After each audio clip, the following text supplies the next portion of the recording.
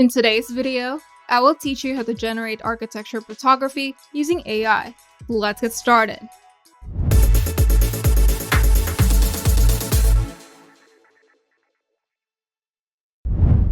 Architecture photography captures the design, shape, symmetry, and emotion of buildings and structures.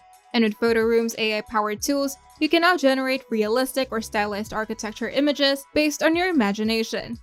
You can start by opening your browser and visit PhotoRoom, and make sure to log in or create a free account if you haven't yet. And from the home dashboard, look at the left side panel and click on AI Tools to access the full range of AI features. On the AI Tools page, scroll down to the section called Create Images with AI. Then click See All to browse all tools. Then scroll down and click on Architecture Photography. And here, you'll see a text field where you can describe the architecture scene that you want to generate. And the AI works best when you're detailed and specific. You can also use the inspiration prompts provided on the tool page to guide your creativity. Now we're going to choose the image size. To do this, click on the size setting button to choose your desired aspect ratio. 1:1 square, which is great for Instagram posts, 3:4 portrait, which is ideal for Pinterest or mobile, 9:16 portrait, which is best for TikTok or Instagram Reels, 4:3 landscape, which is great for blogs or slides, and 16:9 landscape, which is perfect for YouTube thumbnails and desktops. Now, we're going to pick a style. To do this, click on the style settings and choose from multiple photo aesthetics. And you can always change the style later if you want to try a different look. And once everything is set, click on the Generate button, and the AI will create 4 variations based on your prompt, size, and style. And this usually takes a few seconds to complete. Now click on any of the 4 images to view them in full detail.